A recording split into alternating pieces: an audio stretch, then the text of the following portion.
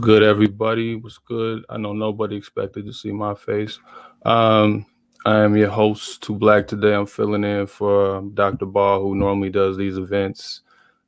So we are broadcasting the Black Alliance for Peace solidarity with Haiti with Haiti and no U.S. intervention. So we're gonna be broadcasting that today. Um, First, we're gonna have a brief conversation with Dr. Jamima. She wants to just go by Jamima, so we're gonna just call her Jamima. Then we're gonna get into we're gonna just give you live streaming of the actual rally and the speakers for today, and then we'll be back and forth from there. So just keep this real simple. I'm gonna bring the Jamima on real quick, and we're just gonna have a brief conversation about the situation in Haiti and just the overall global context, particularly in South America and the Americas, considering what's going on in Cuba and Colombia and elsewhere. How you doing? How you doing, Jamima? Hi there, how are you? Good to see you. I'm good. Good to see you too. I think this is the first time we've formally met, but Right. good to meet you. Good to meet you. Yeah, Uh, same here. so so how you doing today? Thanks for being here. Oh, thanks for having me. Yeah, I'm doing great. I'm happy the Black Alliance for Peace is doing this action. I think is good for Black people in the heart of empire to really support Black people outside as well and to go against what the empire is trying to do to our people. So Most definitely. Um, so today's rally is focusing on no U.S. intervention within in Haiti, and we know that there was an assassination of the former president, Mose. So, could you break down that situation a little bit, just as far as what went down? I know there's been a lot of speculation about who did it, but I like to emphasize this isn't some true crime drama. This is real life with real implications on an entire country, a country that helped upstart revolutions across the world. So I think sometimes we just focus on the leader. We just kind of get into like a bourgeois politics, and we're not dealing with the implications of the people. So could you just talk about the situation in a more extended way?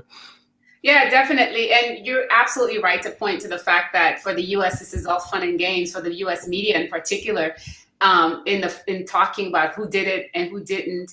The Colombians, was it an inside job? Which Hmm. I really think on some level, the inside job part is something to think about. But I do think what it does for all these people who don't care about Haiti, especially in the mainstream media, who haven't been really paying attention or don't care about the violence and the protest that has been happening in the past couple of years under Jovenel Moise's rule, this becomes a way to actually hide the imperial machinations behind everything that's going on in Haiti. So what's important to know is that, of course, Jovenel Moise was assassinated in his home on July 7th, a week and a day ago. And, people are trying, some people say it's Colombian mercenaries. People are trying to figure out who's behind it and what. And so that's all important. I do think what the Moise assassination points to is the fear of U.S. intervention, because right after that assassination, what you get from the mainstream press, especially the racist narrative about these Haitians cannot control themselves, we need to intervene right now. The U.S. needs to send the military immediately.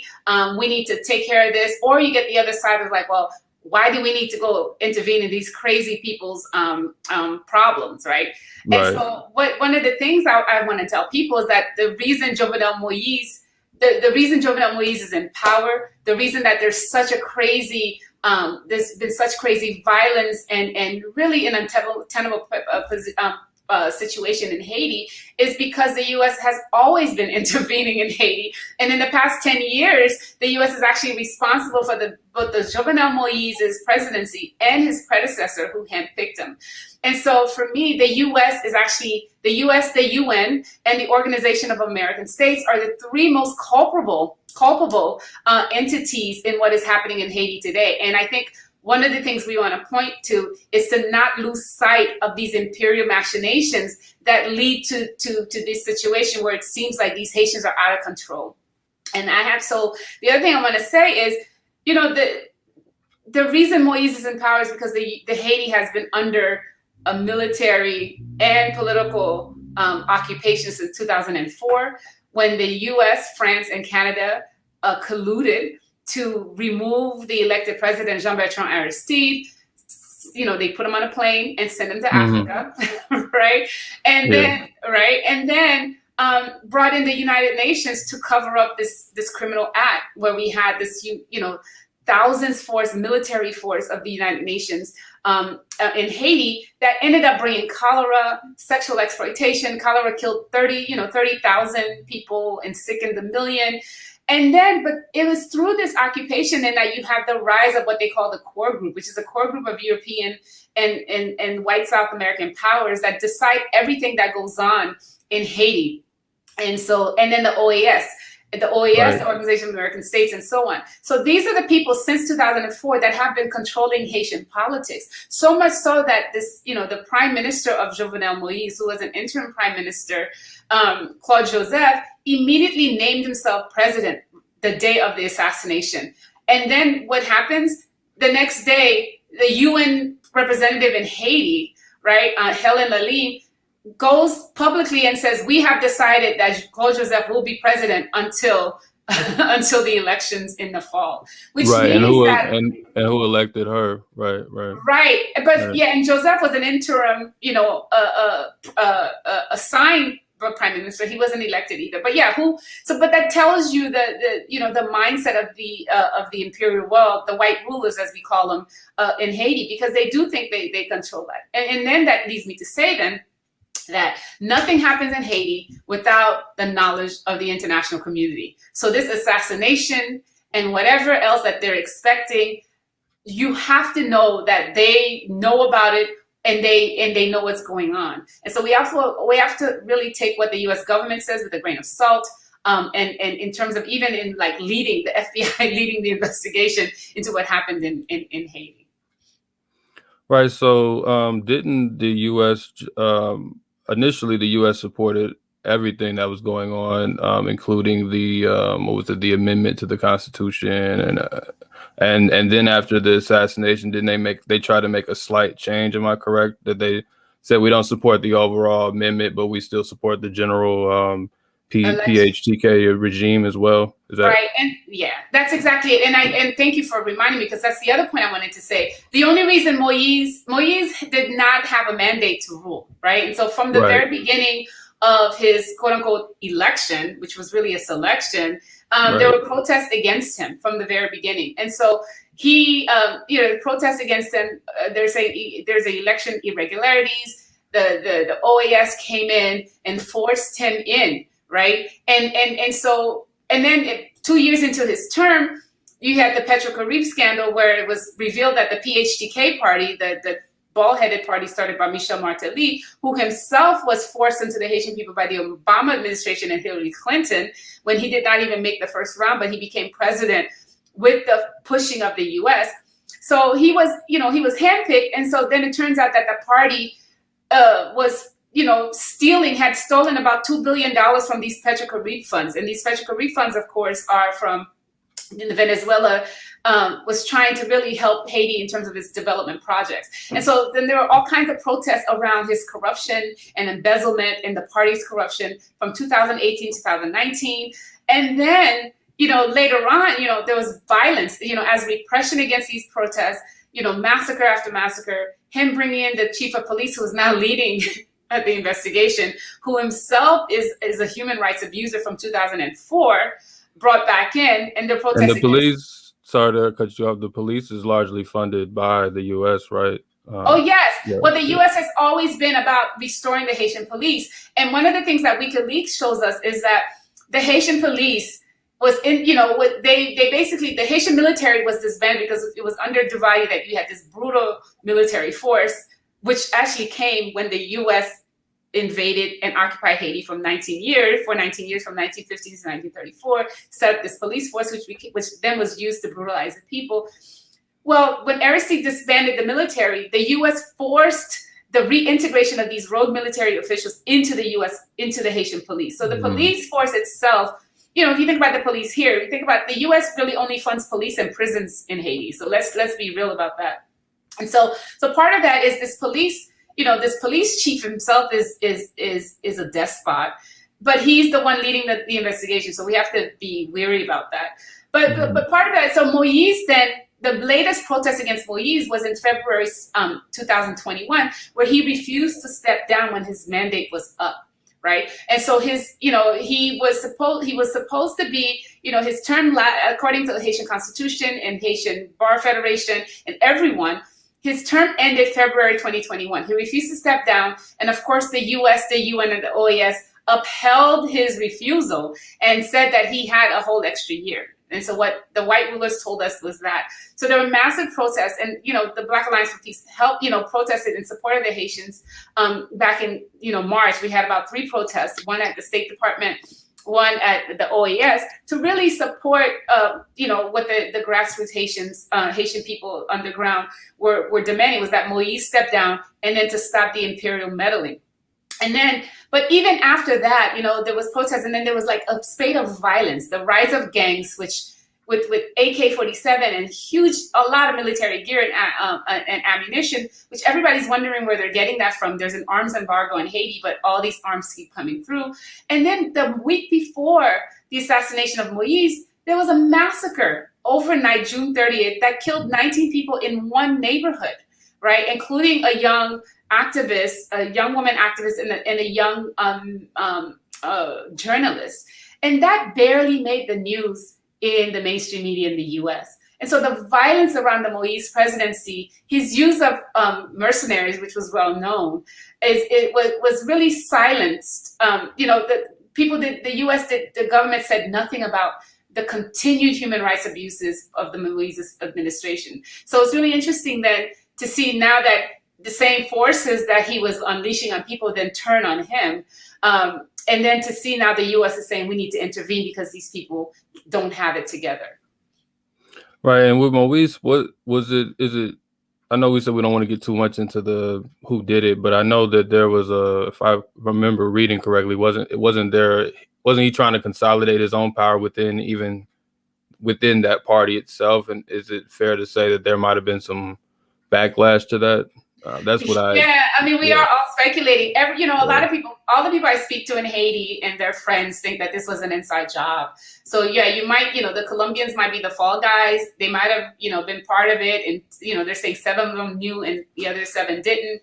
But, people are saying, we have to remember, people are saying, who can afford to pay for this kind of action where you can fly in 26 people from Colombia, pay them $3,000 a month for a couple of months as they wait. It has to be. So part of it is like, we want to know who bankrolled this entire operation. And so then people are saying it's an internal fight within that party, within that PHTK. And so, I don't think they're wrong, And so part of that is, which is why I think Claude Joseph was, the self-proclaimed president, former interim prime minister, whose job was supposed to end the day of the assassination.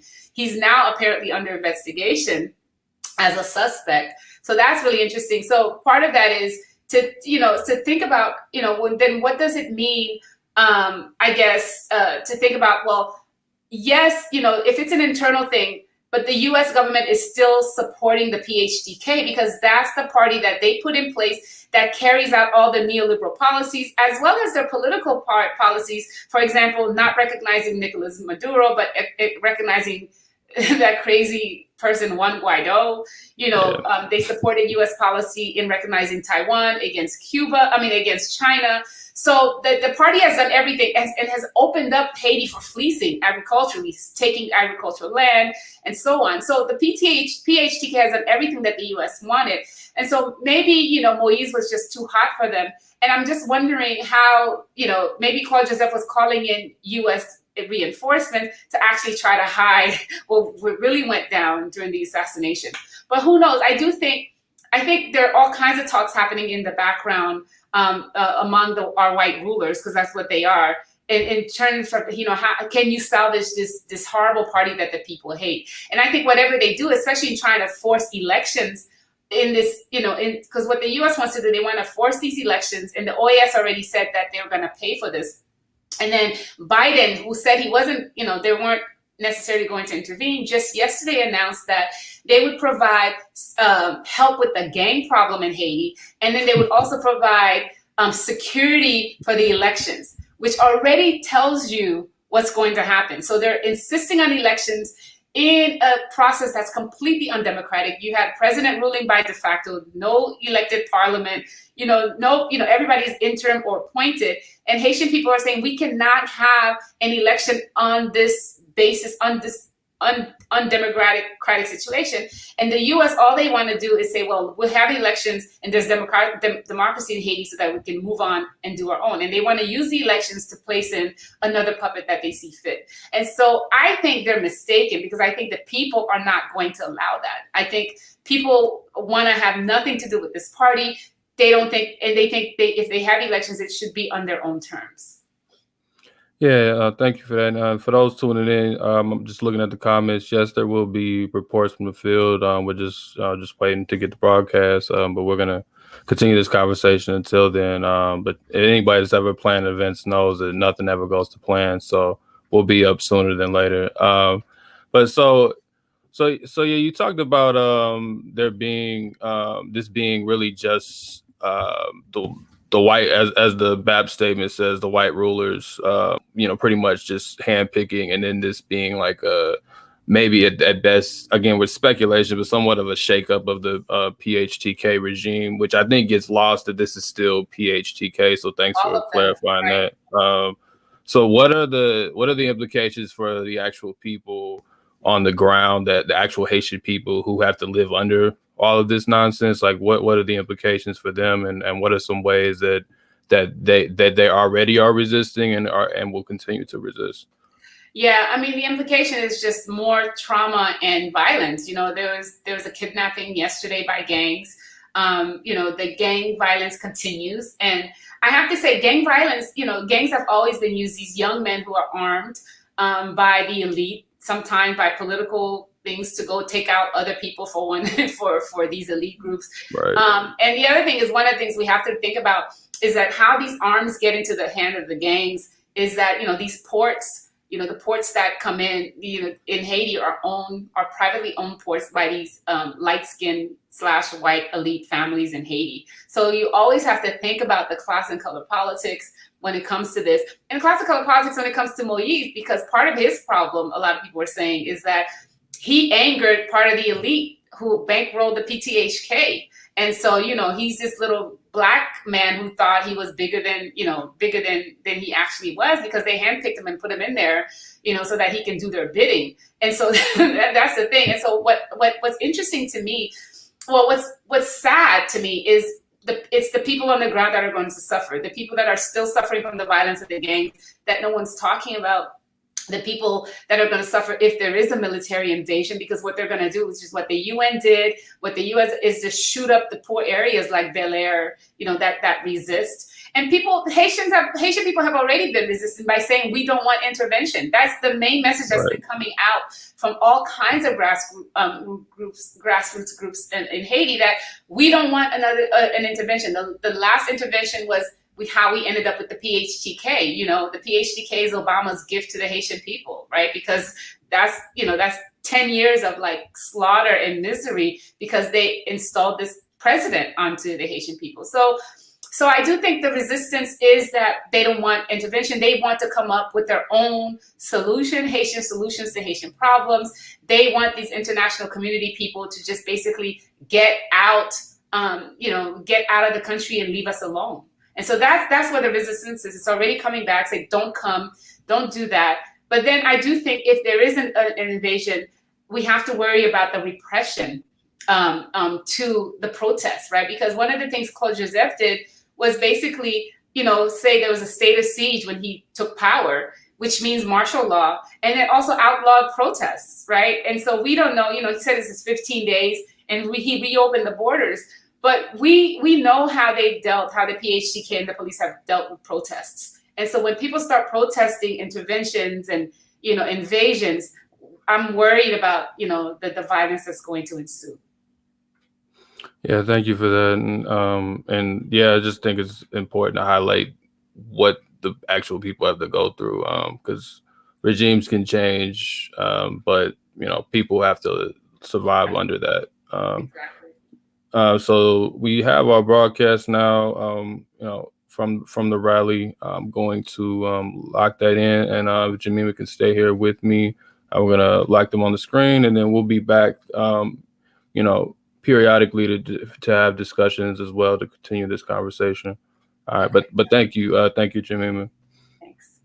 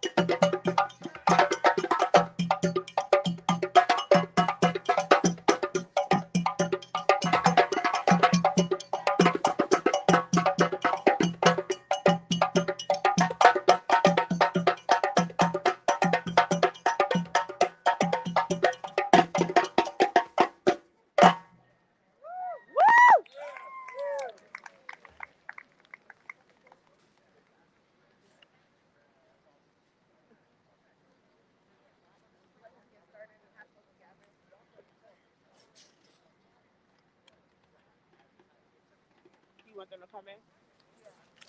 If y'all can come closer. We're about to get started, so folks want to come a little bit into the shade.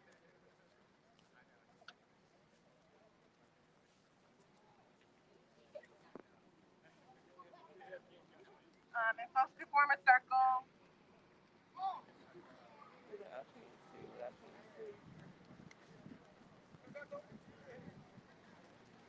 Yes, it's a reunion.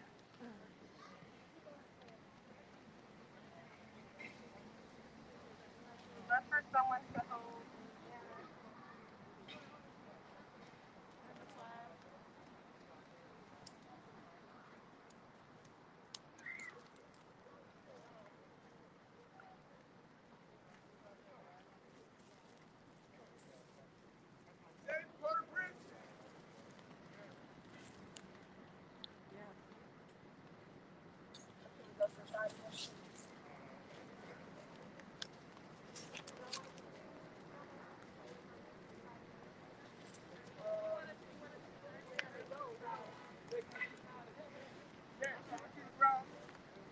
So, um, thank you all for coming out today. My name is Nena. I use they and them pronouns, and I'm an organizer with Black Alliance for Peace, the DC chapter and DMV region. And we're here today for numerous reasons. We've been here before, and we want to continue to build on the momentum and amplify um, our assertion that U.S. saying no to U.S. and UN intervention and foreign intervention into many countries all over the world. And particularly Haiti that we're discussing today. More recently Cuba, and so we want to talk about the situation that's happening in Haiti today. What we can do to support and be in solidarity with the people of Haiti and their self-determination. We'll also be making the connection of why Haiti is so important in the political area in the Caribbean and Latin America, and how it relates to other countries in the region and the U.S. aggression in these other regions. And also just to uplift, that wherever there is repression, wherever there is oppression, there's always resistance. And so I want to uplift that, we're not just talking about a political project, but there are real people being impacted and real people in their countries, in their, neighborhoods, in their towns, in their, villages who are actively engaging in how they want to have self-determination over their lives. And so we want to uplift that today. So we have a range of speakers. We'll have some, performances, some poetry, some singing. You heard the amazing drums. Yes, can we shout out to the drummers? Yes. And do y'all want to introduce yourselves just so folks know and connected to the future? Peace, everyone. We are Neat Dembaya African Drum and Dance Ensemble, African drummers represented here, located here in Washington, D.C. Glad to be here and be part of this demonstration. Thank you. Yes, shout out to the drummers. You can flip the camera, it'll make it. It don't. It don't work for you? Not on Ustream. Oh my god. As the elder, I let you speak first. But now I'm introducing Dr. Juma and also the community herbalist, Juma 360. You can find him. And this is his brother, Rajay Earl Bellamy, who's a great carpenter, community carpenter, and does home improvement. Both of them are the founders of Media Maya. I'm Bill Cardle, Kwame Bill Cardle, one of the original drummers from the first African dance company, African Heritage Dance Drummers by Melvin Hill. I'm still here, and we're still upgrading the people's spirit. Yes. All right? Yes, thank you. We have an ASL interpreter here, so for folks who need ASL interpretation, want to make sure that the pathway is clear, so folks can see both who are here and also folks who are watching via live stream. And yes, music is the voice of the people. It is the way that Black people and African people have communicated, and so we hope that we can carry on the spirit, the revolutionary spirit that is happening all over the world and in this country today. So first we're gonna open up with a song from Lucy Murphy. Woo! Yeah. You prepared?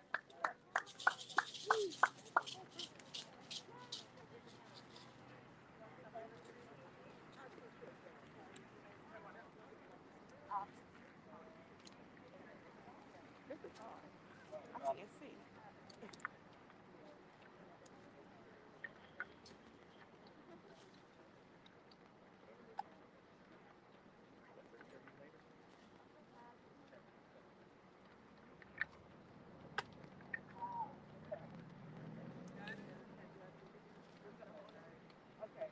Can we have two volunteers to hold up the Haitian flag? Please. Two volunteers to hold up the Haitian Jill? flag. Okay. Jill? Okay. All power to the people. Yes. All power to the people. Over at that side. Haiti chérie, el pays passé ou non voit. Pourquoi te quitter? Pourquoi te capable comme ton valeur? Pourquoi te laisser? Pour te capaciter. Pour sortir vraiment tout ça où c'est pour moi. Soon and very soon, we are gonna change the world. Soon and very soon. Soon and very soon, we are gonna change the world. Always say the black one. Soon and very soon, we are gonna change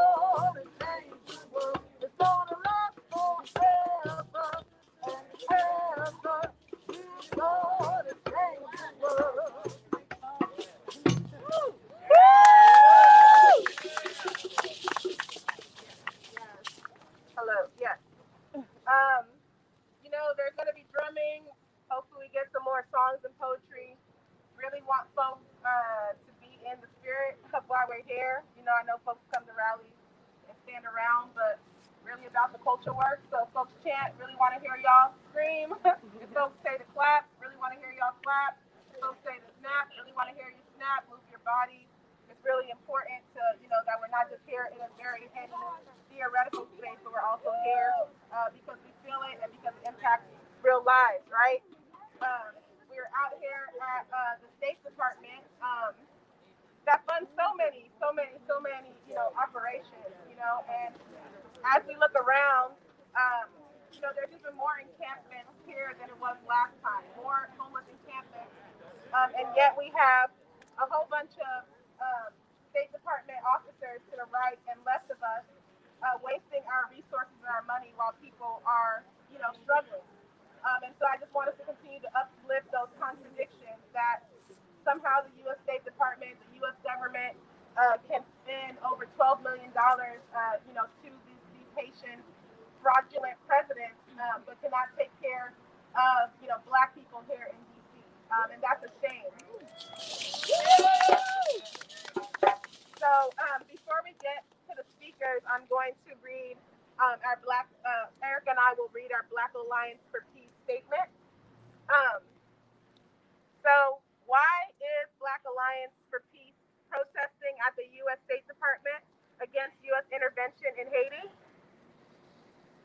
Haiti's de facto president, Jovenel Moise, was assassinated on July 7th, a horrific act that should be condemned in no uncertain terms. The calls for U.S. and foreign intervention into Haiti in the immediate aftermath came quickly. The most significant call has been from the unelected and self-proclaimed successor, Claude Joseph, for U.S. military intervention to quote unquote stabilize the country and to quote unquote protect key infrastructure. The Biden administration, boo. Yes, because we don't fuck with Democrats or Republicans here. The Biden administration initially was non-committal in sending military assistance, working with the Organization of American States, boo. Because we don't mess with the Organization of American States. We want to abolish all these institutions. The Biden administration is opening up the space for a U.S. military invasion by offering, quote unquote, critical support against gang violence and for, quote unquote, election security. So, what is the current situation in Haiti? Moise's actions since usurping power in 2020 had brought Haiti to a boiling point. Heavily armed gangs have been unleashed, both supported by and enabled by the Haitian elite and those international quote unquote friends of Haiti, including the United States, boo, boo. The United Nations, boo, the core group, boo, and the OAS. So what has happened since the assassination last week? Yeah, that was exactly eight days ago. So Rod Joseph, interim PM of the de facto president Moise, declared himself president. Head of the UN mission in Haiti has affirmed this, and that asked who gave the United Nations special envoy the power to make the kind of determination for the people of Haiti.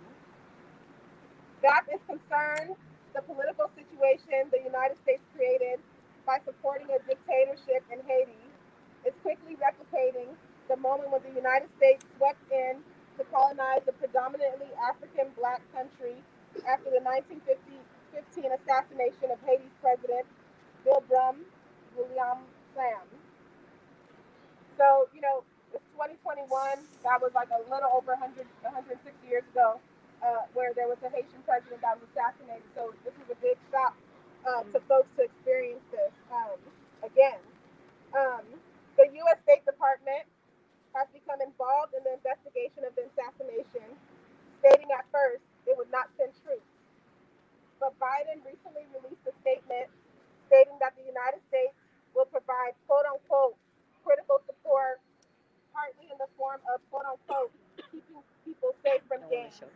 and in the form of quote-unquote election security. And again, you can see how ridiculous this is considering that these same gangs that have been terrorizing the masses of Haiti have also been trained and funded by the U.S. government and the Haitian elite, right? So it's both a class struggle in Haiti and also the alignment between the Haitian elites with the imperialist powers here in the U.S.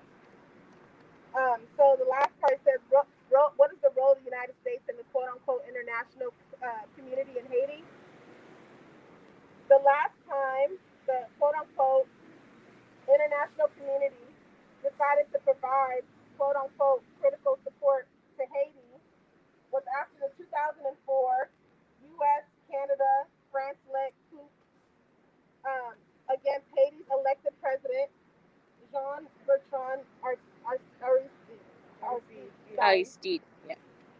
Aristide, and soon after the 2010 earthquake. In both of these situations, Haitians received a brutal military occupation, a cholera, all these English words, epidemic, cholera, there's not even an IA in there, cholera, epidemic, we know it's a disease that has killed, thousands of people, a cholera epidemic, a rise in gang violence, stolen elections, the founding of a criminal political party called the PHTK, or the Bald-Headed Party, and continuing intervention and colonial rule. So yeah, there has been a long history of U.S. intervention, and that has only resulted in death, mass suffering, and yeah, oppression towards the people of Haiti. And I'll have Erica read the second part of the statement.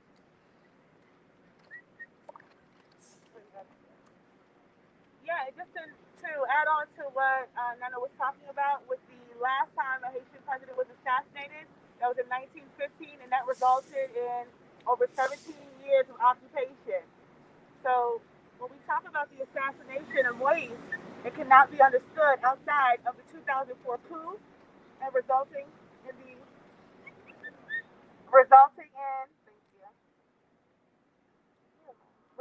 the establishment and consolidation of new and expanded institutions for upholding neocolonial rule of Haiti. So the core group, the OAS, United Nations, Integrated Office in Haiti, and the Haitian National Police. With the direction of the U.S. State Department, all of these institutions direct imperial mechanisms in Haiti.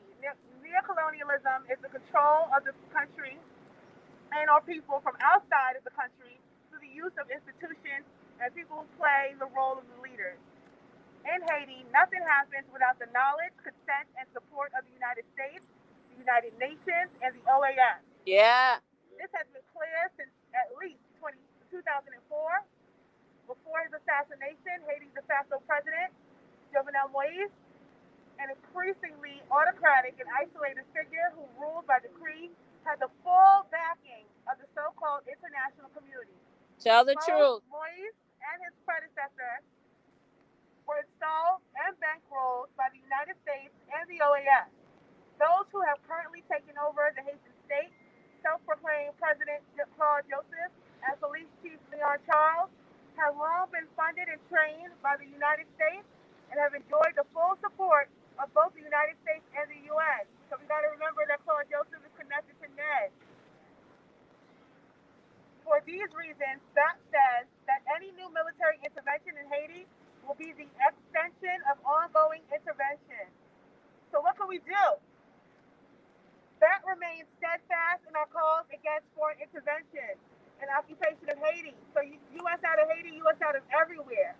And when we call on all anti-imperialist and black international forces to stand with the Haitian people and oppose U.S. and European interventions deployed under the guise of critical support. We support the Haitian people in their rejection of foreign occupation and imperialism, and in their demand for self-determination, sovereignty, and consular democracy. So members of Black Alliance of Peace, as well as all friends in solidarity with Haiti, can demand the Biden administration support Haitian democracy by making a statement that it will not intervene, militarily or otherwise, in the internal affairs of Haiti, stopping the push to force illegal and undemocratic elections in Haiti, ending all U.S. UN-funded and training programs for Haitian police and security forces and the prison system, which includes being trained by Colombia police. Holding public hearings on the U.S. and the core group's imperialist meddling in Haiti, and halting all deportation of Haitian immigrants from the United States. We could demand that the Congressional Black Caucus, that useless CBC, follow the lead of some of his colleagues by issuing a statement in support of Haitian democracy. And finally, we could demand the so-called international community, the United Nations and the Organization of American States, stop its assault on Haitian sovereignty. No compromise? No retreat. No compromise? No retreat. No compromise? No retreat. Thank you. What's the call? Free them all. What's the call? Free them all. What's the call? Free them all. What's the call? Free them all. What's the call? Free them all.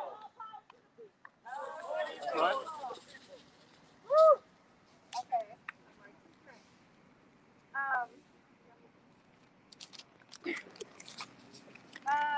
I think we're gonna have Arturo speak. You want to speak? Say some words. Yes, you. Panama. Panama. This is from Panama. Yes, folks in Nicaragua. Come on, come on.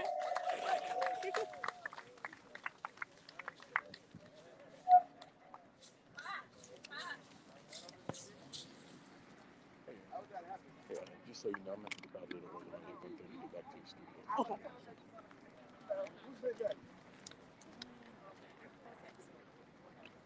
Hello. Hello, compañeros. Hey. Boy. I got shocked at this. Let me tell you, not that I don't like to speak, I do. The question is that I wasn't ready for it right now. Let me tell you something. I've been in this city for a number of years. I met many Haitians who were here. We used to have committees 10, 20 years ago to organize the Haitians, the community, to do a lot of things that we are not necessarily doing these days. We need to do. 35 years ago. Huh? 35 years 35. Okay, he said 35. He's trying to get me a little older. But basically, it's important. What is happening in Haiti, there's a reflection of that here in our community. I work with day laborers, with poor people in the city, and many of them are Haitians.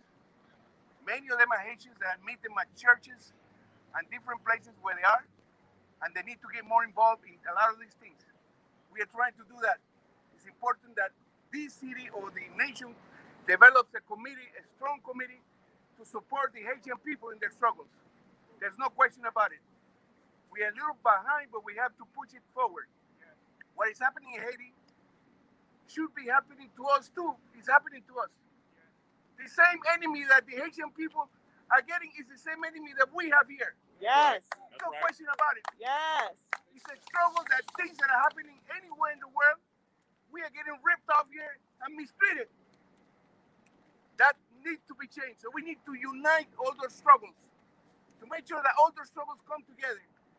We can't have separate struggles. We have to have togetherness, because the world needs the struggle of the United States, the working class struggle of the United States.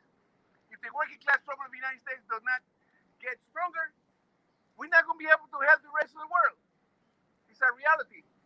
We need the working class and the people of the United States to start getting together, because the fight is not only here, but it's international too. So we really need to fight and get together. So I'm here. I am from the Claudia Jones School for Political Education, which is an organization that we're trying to build. Which Claudia Jones was a Caribbean woman Sure who was. came to this country and did a lot of work for the movement in this country. And we need to support it. We need to work with that. We need to build it up. We're going to do it.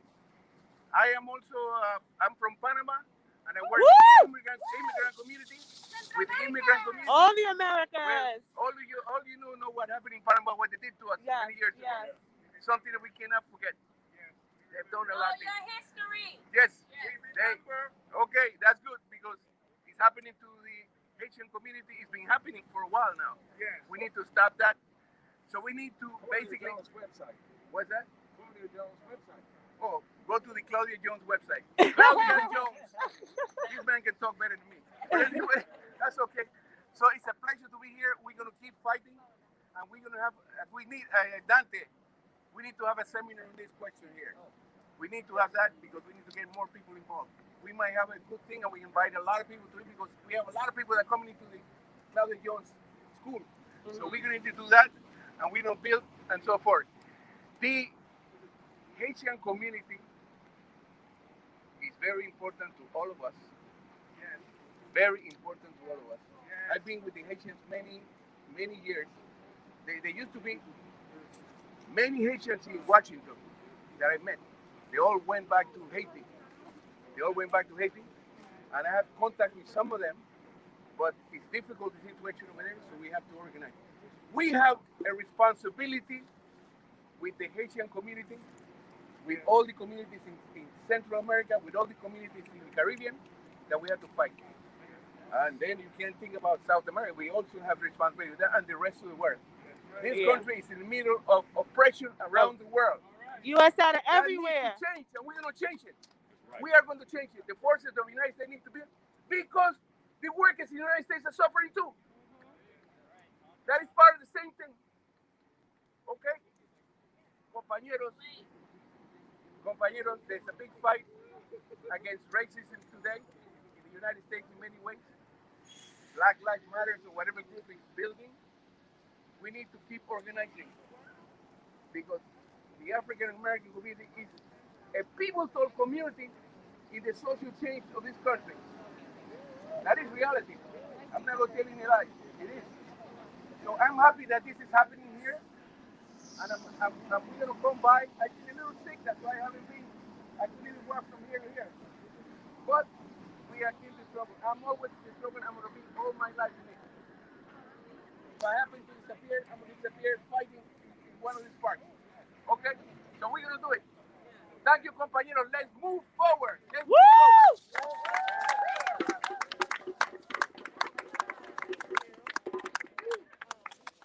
Take care, young man. Yeah, young man. I'm very young.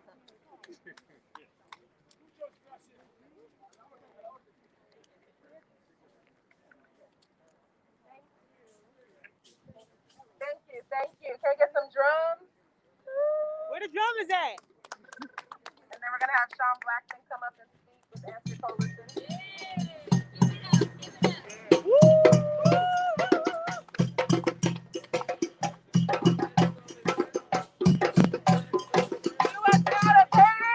U.S. out of Haiti. U.S. out of Haiti. U.S. out of Haiti. U.S. out of Africa. U.S. out of Africa. U.S. out of Africa. U.S. out of Africa. Hands off Cuba. Hands off Cuba. Hands off Cuba. Hands off Cuba. U.S. out of Haiti. U.S. out of Haiti. U.S. out of Haiti. U.S. out of Haiti. All right, we're going to have Sean come up and speak.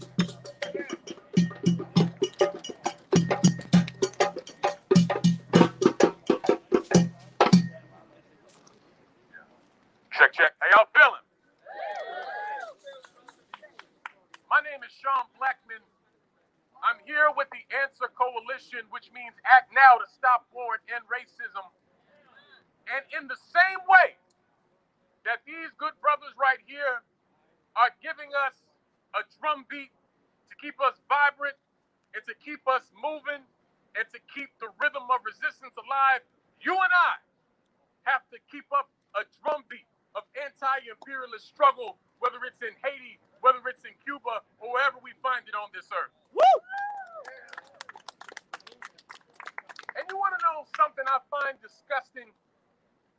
The very same capitalist, corporate-owned media in the United States that ignored the massive people's uprisings in Haiti against Jovenel Moïse, a neo-colonial U.S.-backed puppet, a de facto president, because he stayed in after his mandate. The same corporate-owned media that ignored those massive uprisings is the same corporate-owned media that wasted not a single moment calling for UN intervention in Haiti. And I'm talking specifically about the Washington Post, whose editorial board called for this UN intervention. And you know what's particularly sick is that in that editorial, they acknowledged all the issues with intervention in the past. They talked about how these UN troops spread cholera. They talked about the rape and sexual abuse of women and girls in Haiti. They talked about how these troops would come, make a bunch of babies, and leave them fatherless back to their countries. And they still said that there should be intervention so that they could be a, quote, modicum of security in Haiti. So they're literally saying that they do not care about the depth of suffering and devastation and bloodshed that happens in Haiti, as long as they can sit up in D.C. in the suburb of Maryland and feel good about there being a quote-unquote modicum of security. There is no security when imperialism intervenes anywhere on this earth. Period. Period. Someone mentioned before about how the U.S. has been intervening in Haiti for over a century. We know that from the moment of triumph of the Haitian Revolution to this very day in January 2021, Haiti has been under assault by different colonial powers, by the U.S., by France, by Britain. In 1825, France demanded that Haiti pay them reparations for having overthrown slavery in that country and established the French Republic. And it was so much money that Haiti had to borrow money from French banks to pay France. Shame! And so the underdevelopment, the exploitation, the colonial imperial interference in Haiti has been nonstop for centuries. But you and I are told that this country full of black folks is too incompetent to run itself, when in reality, it's never been allowed to truly act as a sovereign, autonomous nation, because it could never be allowed to be forgiven for the affront that it has with its defeat of imperialism and white supremacy. And when we talk about Claude Joseph, the self-appointed president of Haiti, the interim prime minister, this is someone who has his background in a student group that was funded by the National Endowment for Democracy.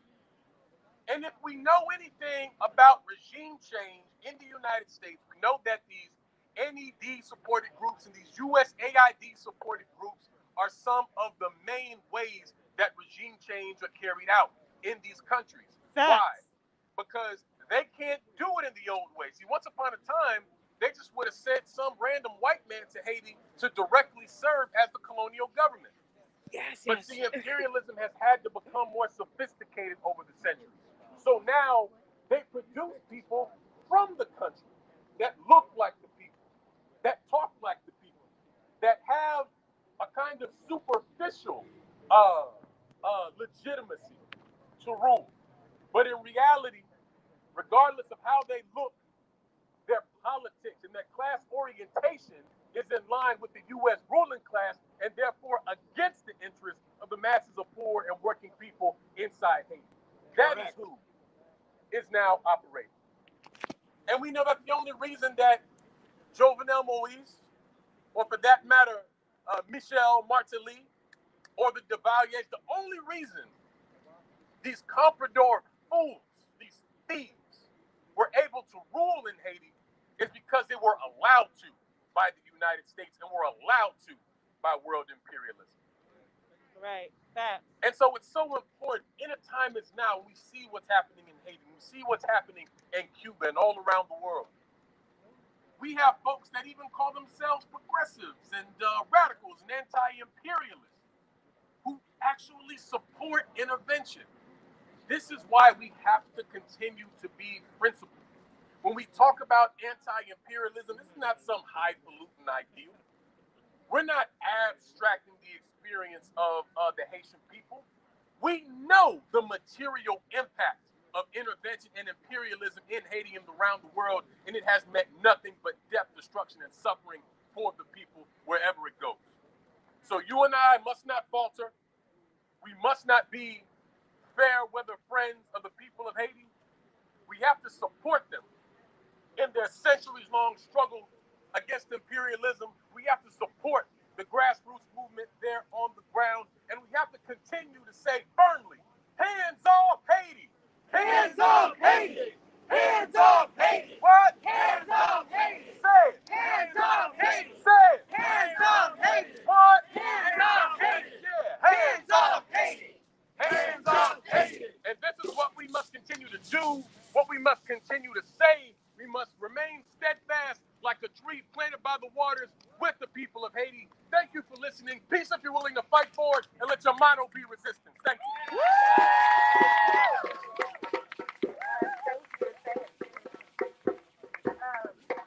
As we always, yes, I love it. I mean, I'll stay and wait.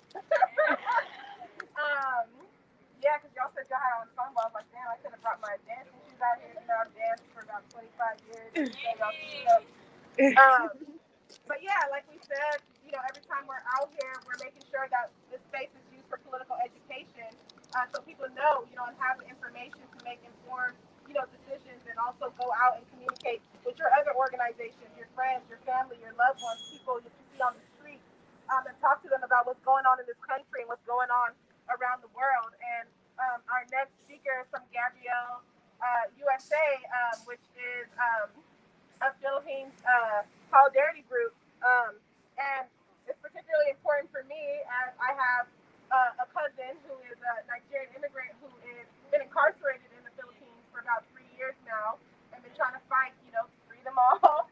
And you know, the Philippines is the only other country outside the United States that has pre-trial detention. So he's been held for 3 years. Shame, yeah. Shame. The U.S. exports their prison system all over the world. That's right. Yes. And it's all over Africa. You know, there's new prisons that are being built all over Africa, new police stations that are being built all over Africa. But yeah, the Philippines is the only place that technically has, you know, pretrial detention, and I think it's really important to demonstrate, you know, how these international powers work together and why we also need to work together to fight against our common enemy. So I'm gonna invite y'all up.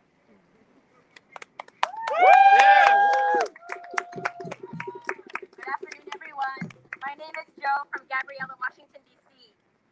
Today, Gabriela expresses solidarity with the people of Haiti in their fight for self-determination and freedom. As anti-imperialist Filipinos, we are committed to waging a struggle for national democracy in our home country. We take the call from Black Alliance for Peace to stand with the Haitian people and oppose U.S. and European interventions under the guise of responsibility to protect. We condemn the Biden administration. Boo! Boo! The core group. Boo! The Organization of American States. Boo! In the meddling of Haiti's internal affairs. We know that the actions of these Western powers only are a front for strategic interests and the benefit of imperialist domination. We understand the connection between imperial occupation of Haiti as the Philippines continues to be a new colony of the United States. Philippine President Duterte recently accepted a $2.9 billion arms deal with the Biden administration with the intent of counterterrorism, but we know that these will wreak havoc on the masses. U.S. military intervention in the Philippines only supports a worsening human rights crisis under Duterte's dictatorship. The Duterte puppet regime has implemented neoliberal policies that keep the Filipino people oppressed while keeping corrupt bureaucrats and the ruling Philippine elite in power as the regime continues to serve the U.S. and China interests in the country. The military crackdown has led to intense political repression in the Philippines. Under Duterte's rule between July 2016 to April 2020, there were 308 victims of extrajudicial killings. 456,103 people became victims of forced evacuation.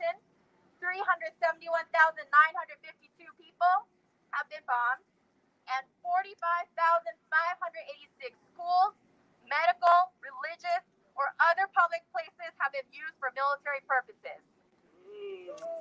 Shame.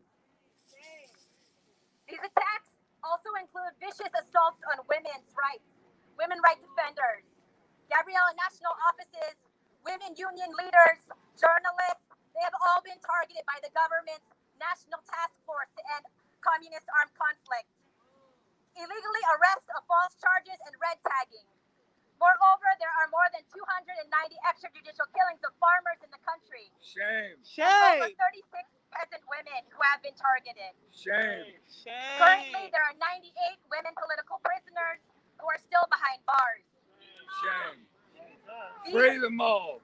Yes, free them all. These are all attacks, part of Duterte's counterinsurgency program, meant to crush dissent, and particularly the National Democratic Movement in the Philippines.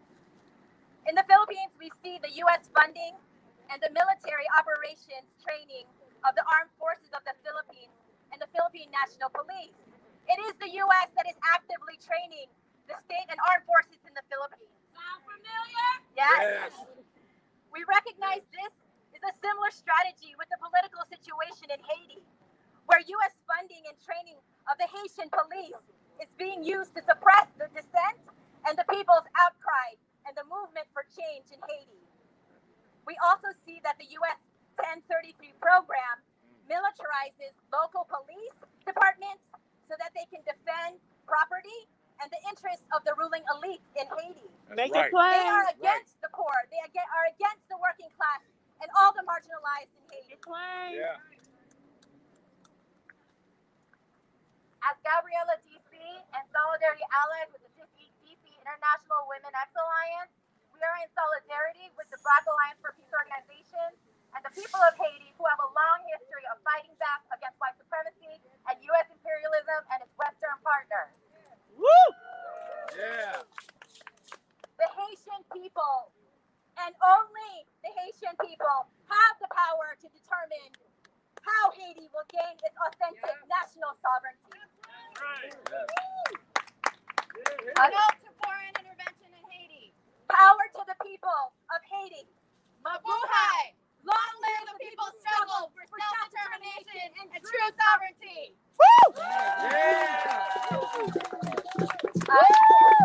Thank you, everyone. We really want to connect more, right, to what's happening in the Philippines and all around the world, especially in semi-colonial, semi-feudal countries like Haiti, where they're still trying to dominate. But we won't ever forget that the struggle of the Haitian people and the Haitian revolution will continue on so long as U.S. imperialism exists.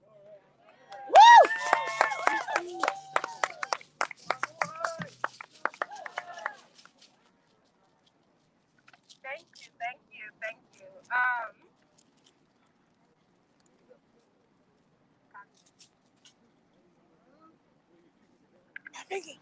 Okay, yes, thank you. Up next, we're gonna have Rafiki up here. ARP.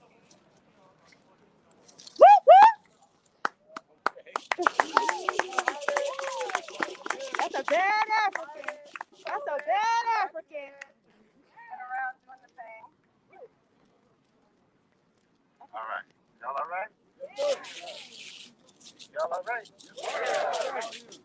Well, y'all kind of soft spoken, so I want to check to make sure y'all is out there. Y'all all right? Yes. We got a fight on our hands, and being tepid, being timid ain't gonna get it. Because we fighting against the most vicious system that has ever existed in the history of the planet Earth. That's correct. So we want to tell them first off, as it was said already, hands off Haiti. Hands off Haiti. Hands off Haiti. Hands off Haiti. Hands off Haiti. Hands off Haiti.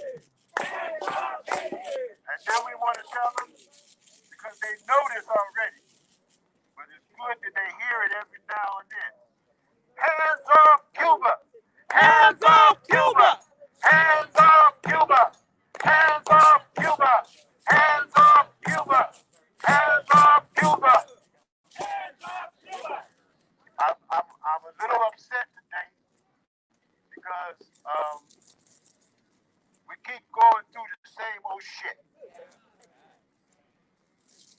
and I feel like we not learning nothing.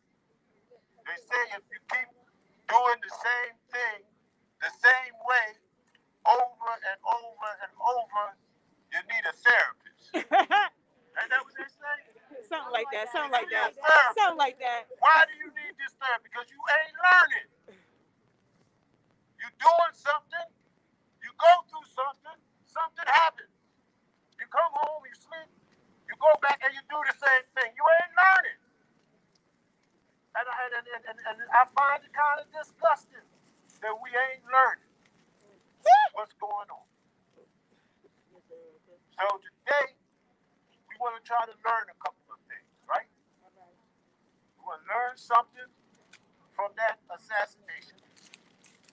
We're going to learn something from the invasion. That was an invasion. You know that, right? That was an invasion.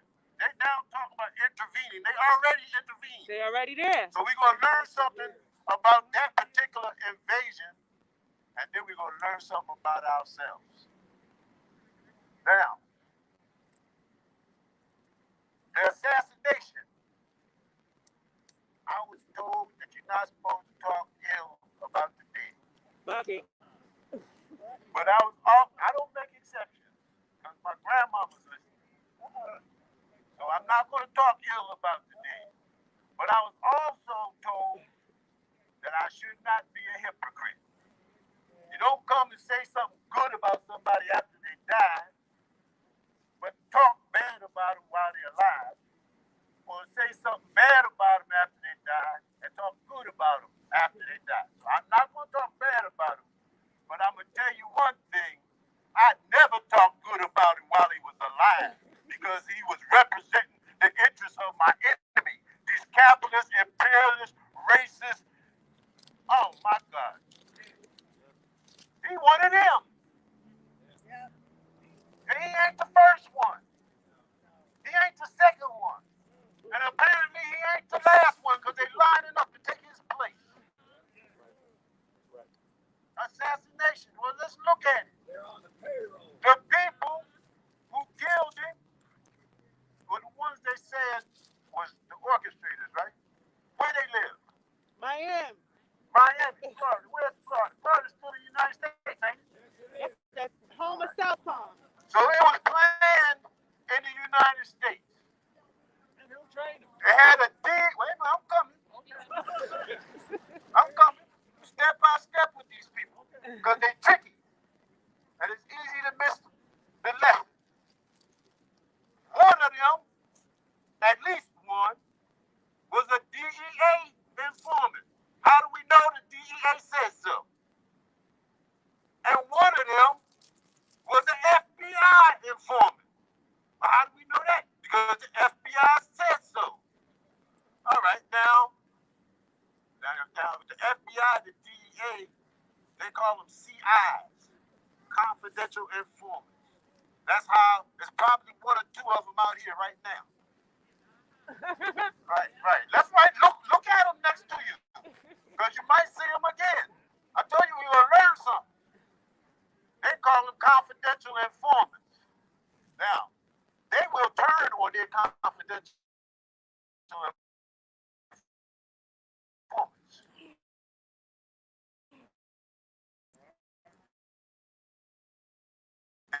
They will throw you to the wolves. They ain't got no qualms about it. They don't care about you. They just want to the wolves. CIA don't like that. You see, the CIA, they don't call them confidential informants. They call them assets. And they protect their assets. So when the DEA come out and tell you we had somebody there, and the FBI come out and tell you we had somebody here, and you ain't hear nothing about the CIA talking about they had somebody there, but the guy who organized it was in Miami using a CIA organization, a CIA front group, a CIA arms dealers to organize the event.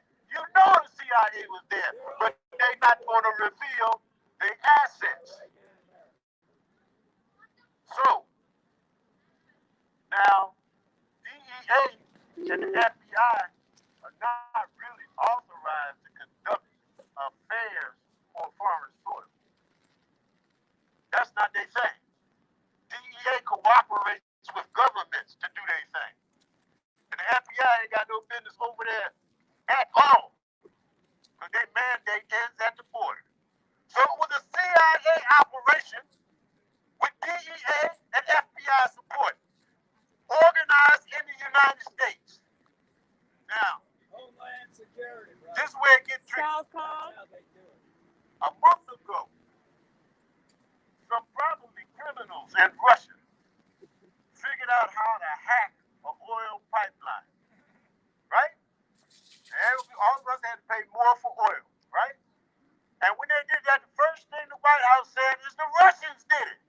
Yeah. And they know it wasn't the Russian government, but it happened on Russian soil. So they said the Russians did it, right? So what we gonna say? The Americans did it. It happened on American soil. It was directed from America. It was paid for from America. The entire footprint of that operation is an American operation. They've done it before, and they will do it again. That's what we learned from the assassination. Now, the next thing we learned was from the aftermath. Because they lining up to take Moise's place. And we run around here condemning the people standing in line. That don't make no sense. What they standing in line for? Who they standing in line to report to? Who they saying, Master, please give me a little change? Because the person with the change, that's the enemy. These is puppets. These is puppets. These is lapdog, running dog puppets of imperialism. They ain't got no power.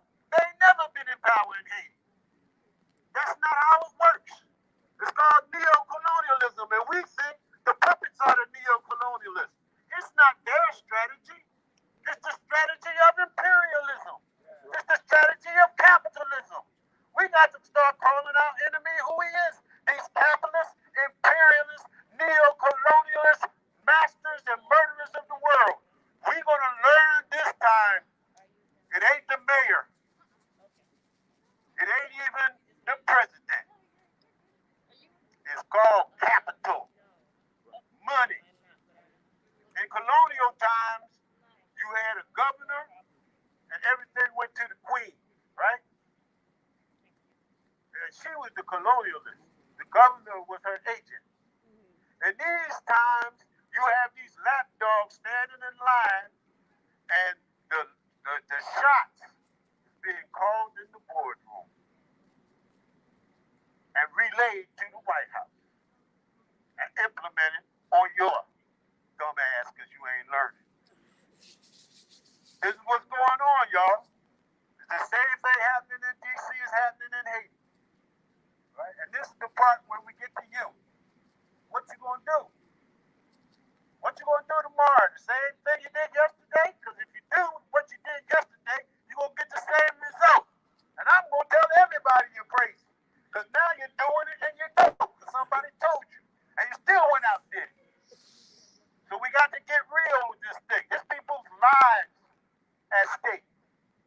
People gonna die tonight because of what these fools are doing. People gonna die tonight because our voices are not being heard. People gonna die tonight because the people in these communities don't know what's going on. What you gonna do? We have to organize our people. Yes, we want the anti-capitalist, anti-imperialist forces, but we also want the people who don't know what capitalism is. We also want the people who never heard the word imperialism. Right. We also want the people who don't know what a neo-colonial looks like. And all of y'all who claim you understand these things, you need to get out there and explain them to your grandmother. Organize.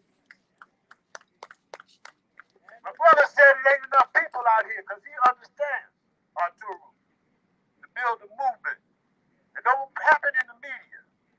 And I'm sorry to tell you, it don't happen online. Sure don't. And I know this variant is out here. I'm going to stop just now. I know this variant is out here, and we don't want to rush out haphazardly. But we got to go out, y'all, because our people need to be organized. That's right. Our people need to be organized. And this is what we're saying to you. This is nobody can do it for you. I can't do it for you. I can't do it by myself. We can't do it alone. Each of us have to take up this mantle. You got to live a better life. Be a better person. Stand on principle and fight evil where you find it. It don't matter how big or how bad they think they are. Imperialism has got to go. Capitalism has got to go.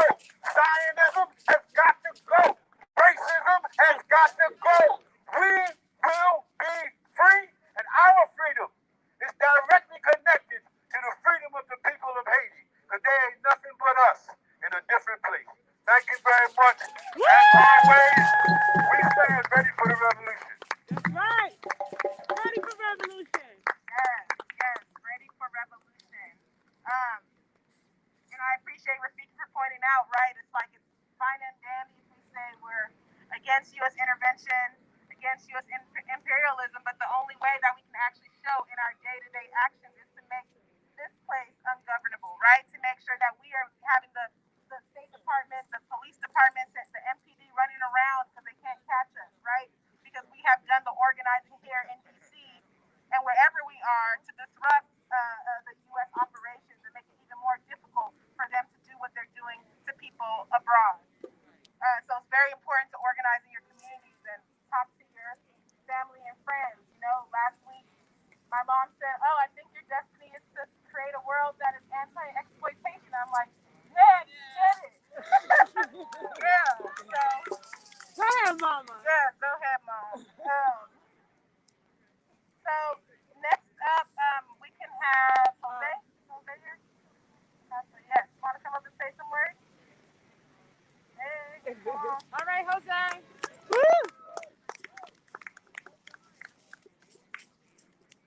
Where is?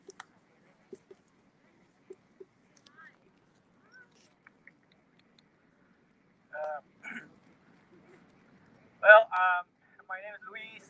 I'm from Colectivo Causai. That's Bolivian diaspora.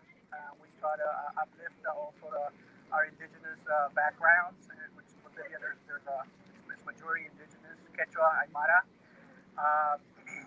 and we are now here in solidarity with the Haitian fight because we have all that all a lot of things in common, right? There's a lot of the imperialism, a lot of the U.S. intervention that happened in Latin America. Same thing happened in Haiti and all those places, and we look up to Haiti because that's an example, for the rest of Latin America. But yeah, we're just here in solidarity, and it's great to see solidarity from the different groups, Filipinos, the Salvadorans, Bolivians, and hopefully that way we can start building an anti-imperialist movement from here. This place right here in front of this capitalist monument, I guess you want to call it. But that's pretty much it. Just want to say that we're here with solidarity, and whenever we want to organize together, just let us know. Thank you for being here. We appreciate it. Yes.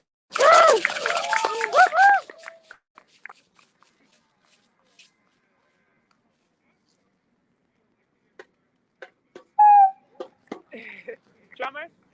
Thank you. Yes, we got the whole region out here. So next up, we can hear from Friends of Latin America.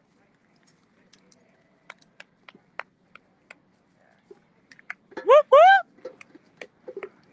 Hi, my name is Jill from Friends of Latin America. We're a solidarity organization based in Maryland, and we've been around since the mid-1980s. And I want to first of all thank Black Alliance for Peace for the wonderful leadership that you've been showing on the issue of U.S. policy in Africa and in Haiti, and for people who were this country was so excited about demonstrating against racism last summer, it's great to see Black Alliance for Peace showing the leadership to let people realize that the same racism is U.S. policy trying to impose its neocolonialism on the rest of the world. And that's what we're fighting in Latin America. For those, I'm so glad to see all of the people who've spoken here today, and including the compañero from Bolivia who spoke. And I just want to point out something we should be aware of, and that is that there's a new Plan Condor in Latin America. And former Bolivian President Evo Morales has been talking about this, and so are many other people. But we see this with the coup that they perpetrated in Bolivia. And if we want to know what they want when they criticize governments on the left, if we go past the rhetoric of democracy and not having the same person in power and civil liberties and all of this, we can see what they really want with what they put in with the governments that support the U.S. What did the coup in Bolivia put in place? A far right-wing, Christian, racist government that rolled back all the progress for the indigenous people of Bolivia in barely a year. Thank God the Bolivian people were able to take their country back.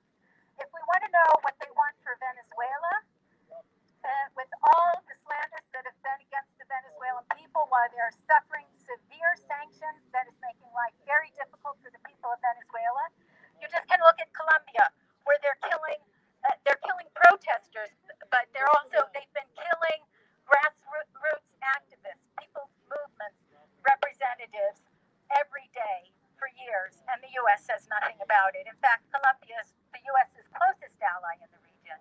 The U.S. Next closest ally is Honduras. If you want to see what they want for Nicaragua, because Nicaragua dares to have food sovereignty, whereas in Honduras they have to use GMO seeds from Monsanto. If you want to see what they want in Nicaragua, you can see in Honduras where kids can't go to school. The Nicaraguans know what that's like because they had 16 years of neoliberal government where kids had to take their own desks to school and take up a collection to pay their teachers. Now in Nicaragua, they get education through graduate school free of charge. That's right. If you want to know what they want for Cuba, you can just look at Puerto Rico and see what this, not neo-colony, but actual colony has suffered through when their small degree of self-determination is being rolled back and they don't even have electricity. Not just electricity to keep your streaming service running or to keep your air conditioner running, but electricity to store medicines, to keep hospitals running. And so we need to be very clear when we see these dubious slanders against the Cuban people that have come out just this week with the manipulation of social media information. We need to be aware of who is on our side. The Cuban people are on our side. The Cuban people are holding up their government. The Venezuelan people are on our side. The Venezuelan people are keeping their government in place. The Nicaraguan people are on our side. The Nicaraguan people are keeping their government in place. And now the Bolivian people are keeping their government in place. Whereas even if Peru elects a progressive government, the U.S., the OAS, doesn't let them take power easily, but we hope that they will. So another thing that Friends of Latin America works on a lot is sanctions. Sanctions are war. Sanctions kill as surely as bullets and bombs. And the sanctions in Cuba and Venezuela and Iran and Syria have done just that. They're responsible for thousands of deaths and even hundreds of thousands of deaths. And now the U.S. Congress is trying to pass severe sanctions on Nicaragua. I invite all of you to celebrate the 42nd anniversary of the Nicaraguan Revolution, which is this Monday, July 19th, by telling Congress to not pass the new sanctions on Nicaragua. And I thank all of you for being here to stand up for the people of Haiti. And actually, I forgot that the most important example today is Haiti.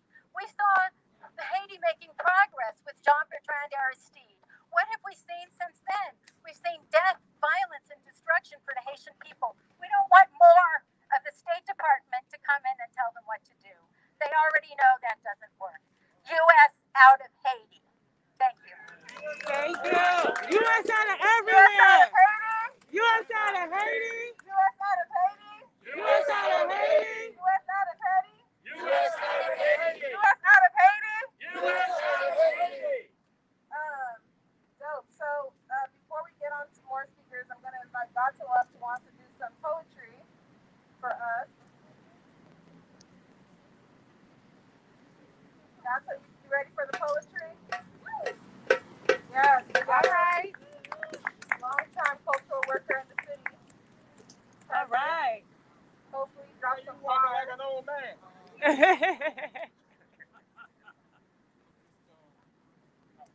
You come over here. Okay. Come on. Okay, I wasn't prepared at all, but I just had something real quick to spit out some words, and it is in solidarity with Haiti Oh, that's and me. solidarity with all the countries that we know the United States have under the imperialist government. And took a closer to my mouth. Sorry. And good afternoon, everyone. Free Haiti. Free Haiti. We're talking U.S. about out of real Haiti. freedom. We're talking about liberty for liberation. This poem is just really quick. It's a chant. I didn't bring my my shaker right with me, but if you could chant with me, and that would define it's the spirit. It's the spirit of rebellion. It's the spirit of liberation and revolution. This one is called Mama Haiti, Nana Africa. Well, Nana in Africa means grandmother. Like in many other places, that's my Nana. So I want everybody to understand that Haiti is a child of Africa, and so are we children of Africa, no matter how far you go back. But we are, and we are in the spirit of solidarity with Mother Africa and Mother Haiti and the whole world. Because it's no coincidence at the same time that the United States and its, let's say, agents of imperialism were in Haiti at the same time they were going on people's various computers in Cuba and calling for basically an insurrection. Now, Cuba has never done that kind of behavior with the United States, even though the United States use planes and mercenaries to invade into Cuba at the Bay of Pigs, Playa Jaron. Guess what? It didn't work. And so for the last 60 years, it's been using all kind of tips to bring this small Caribbean nation down, to destroy it. And you would have to say, quite honestly, that kind of thinking is ultimate danger. And it would have been another situation if the Soviet Union was here. But think about it. These times have changed over the years. And over the years, they have been using the same playbook. Let's get this straight. The same playbook. The playbook they used to go in Congo and assassinate Patrice Lumumba. The same playbook that they use in various other countries. I'm going to throw this down. There you go. Mossadegh in Iran and Guatemala, as well, Grenada. Indonesia, as well as very publicized Chile. Yeah. And the Unidad Popular, the Chilean government, was elected really by the people. And then they did some quiet shit in Grenada. Yep. And many of you may remember Maurice Bishop. Long because live. he was in D.C. many times. Long I had live. the opportunity, the pleasure to party with him. He's a wonderful man. But look how they brought that nation down. Told them they couldn't even build an airport. Build an airport. And just as something simple as that, it's almost like a child in a grown person's body not getting this way. So if you can go along with me, Mama Haiti. Mama Haiti. Nana Africa. Nana Africa. Mama Haiti. Mama Haiti. Nana Africa. Nana Africa. Mama Haiti. Mama Haiti. Nana Africa. Nana Africa. Mama Haiti. Mama Haiti.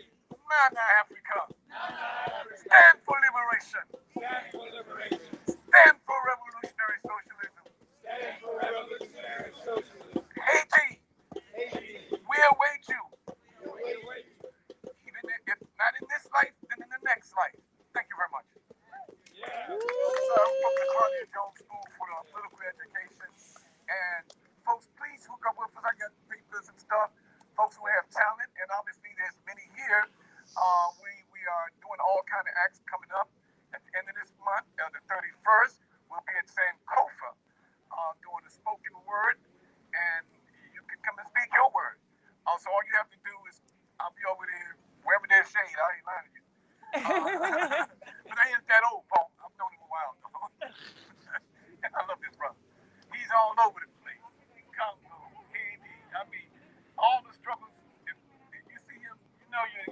watching right now, as well as others out here. So I want to thank everyone for coming out. God bless you, people. Struggle continues. Venceremos. Venceremos!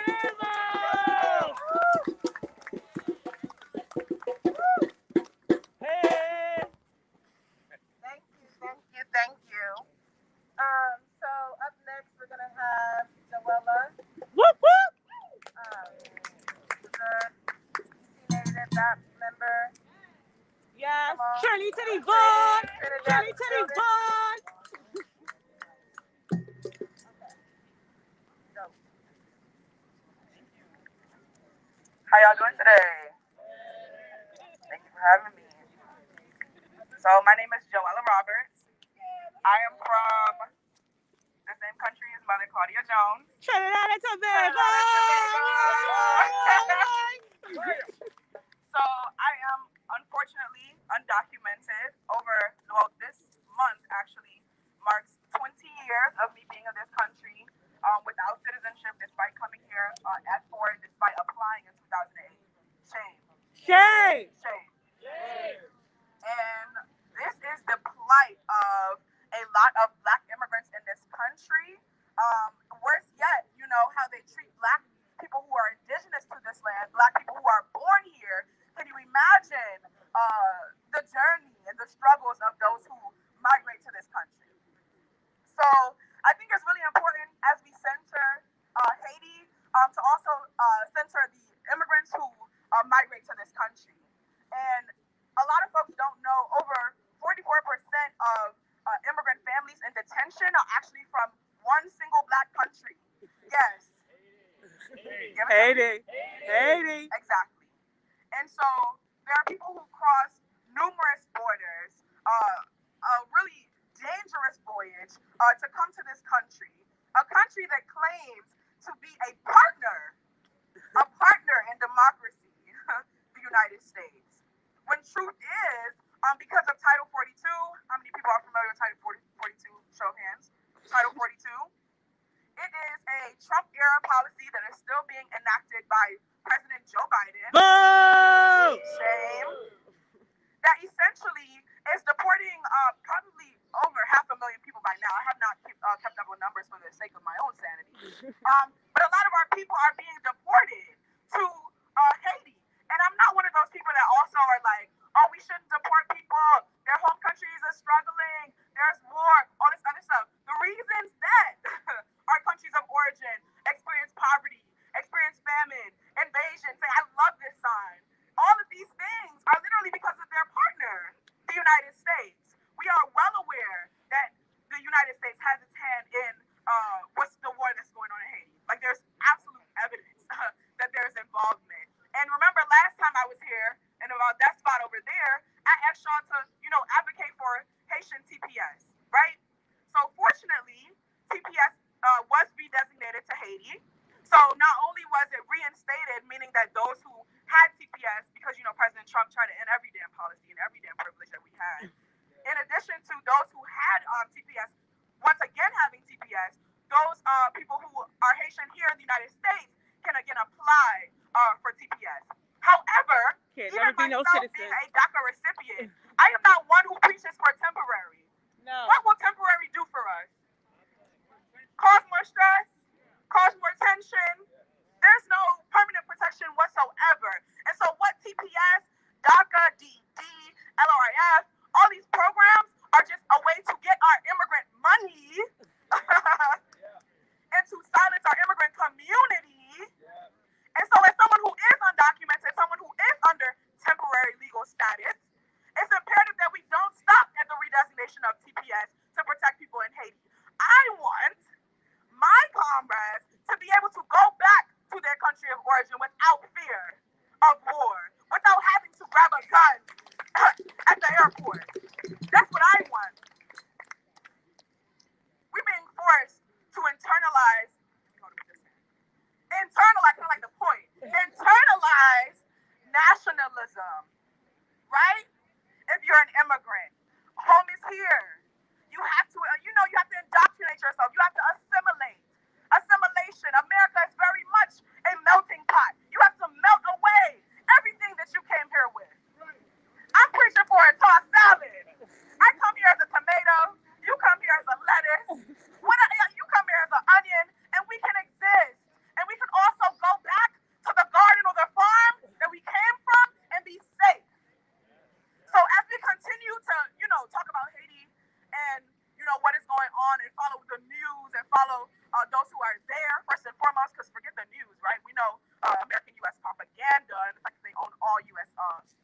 outlets. So even though we're listening to our friends and our families and those independent medias on the ground, it's important that we remember those who are here, that are literally supporting their entire families from here, that are checking in every day to make sure no one has died from here. This is a global fight.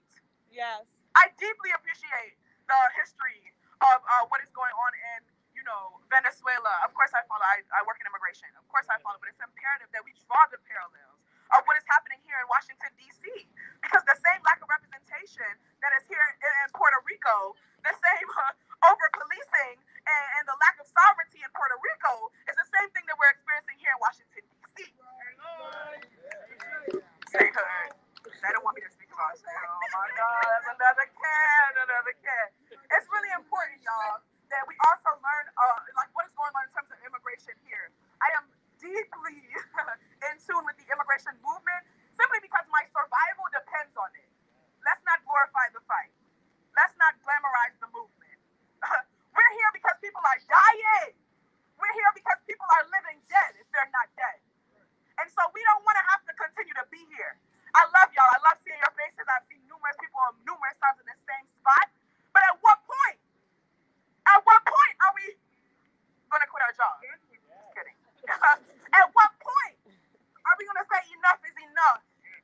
At what point are we going to open our purse and embed the fight of those who are literally on the forefront? Because we are throwing stones literally in front of OAS, y'all. Haiti is throwing stones from seas away. Seas away. And here we are, standing in the nation's capital. I don't think DC gets its credit, nor do we move and operate as though we are the nation's capital of the arguably most oppressive state in the world. State. They said state. And so it's imperative that you all also stay in tune with yourself. And I'm almost done because I gotta go. It's important, that we uplift, what's going on, especially if you're Haitian, of course, and you're deeply tied to what's going on. But at the beginning of the day, what is going to save us is introspection. It's analysis of ourselves. Because there's a quote that said, when I was smart, I tried to change the world. But then when I was wise, I changed myself. There's a lot of xenophobia in our communities, a lot of anti-poverty in our communities, a lot of elitism in our communities, and a lot of the reasons that, I even have the opportunities to speak where I speak or step how I step. We need to rid that because the people that are struggling the most are the poor. The people that are most oppressed are the ones that need to be centered. And how do you feel about them? What privilege can you give up? Because we all have them, and you did not create this privilege. Literally, you were born into a world where literally nothing you can do or have done has gotten you to this moment because of the oppressive capitalist state and racist, xenophobic state, transphobic, homophobic state, ableist state that we live in. However, there are things that we can do as individuals, and there are places that we can join as a collective to really get this done. Because I'm sick and tired of standing here fighting for my Caribbean nation, fighting for Black people at large, fighting this global fight. I am not going to overturn this fight to the next generation. Let's stop saying that. I may not see it in my lifetime. Don't manifest that. I want to see it. I want to see it. I'm going to rejoice with every single one of you. We're going to say, remember that time we was on D Street? And we're going to vacation. We can have another conversation around vacation tourism. But we need to really believe that we're going to get what we aim to. A lot of people are in this, for the momentum. And the point of a fight is to win. For me, I don't fight just to fight to be in round 72, whatever round we in now. Damn, I don't even know. I wasn't even live. I'm trying to win. So when I say U.S. out of Haiti, you say now. U.S. out of Haiti? Now. U.S. out of Haiti? Now. U.S. out of Haiti? Now. Come on, drummers. Come on, drummers. Land back. Land back. Land back. Land back. Free the land. Come on, drummers. Come on, drummers. Hey!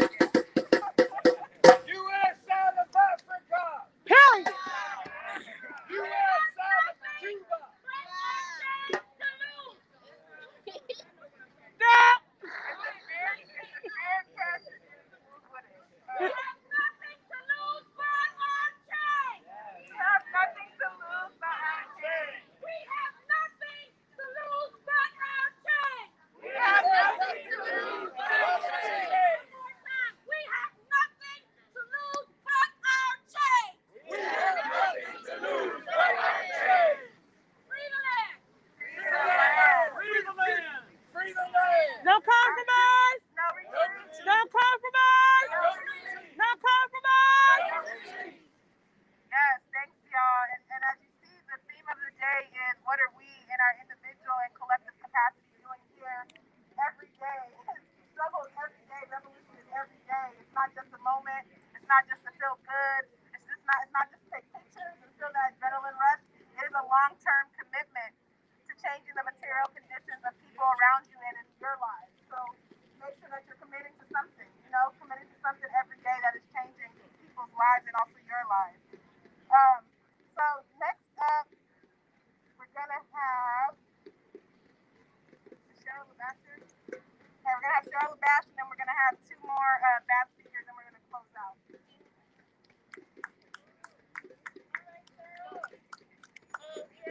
Rebecca.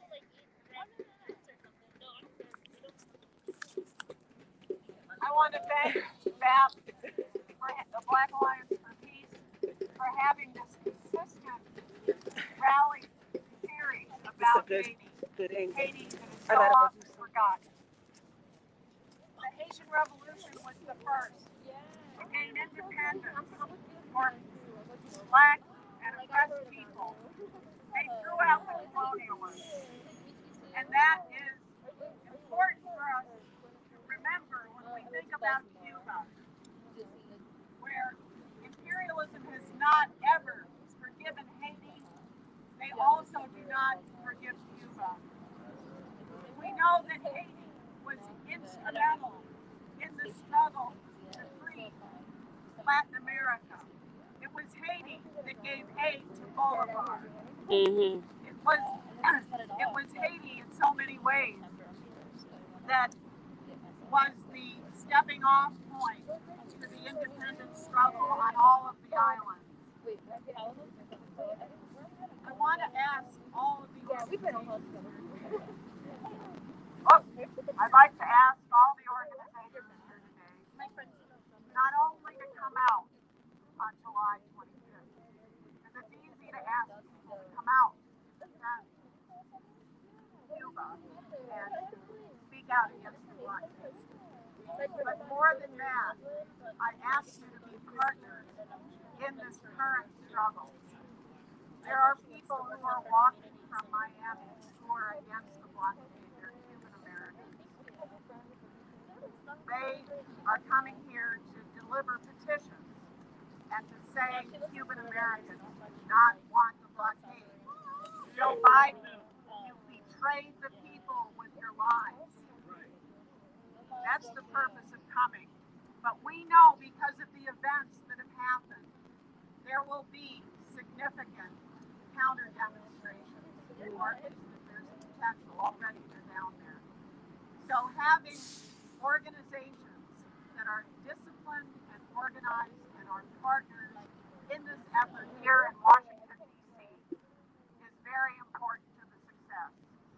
We know that when Africa calls, Cuba answers, and also the deepest support for the Cuban Revolution is in the Black community here in the United States. I have the organizing meeting tonight on Zoom. I'm going to share it.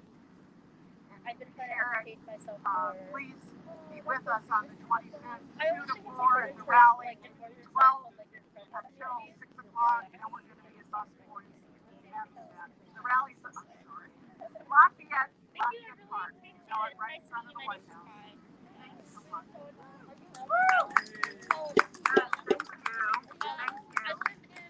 So next up we have Lisa, who's about youth members and Haitian immigrants. Talk a little bit about what's been going on.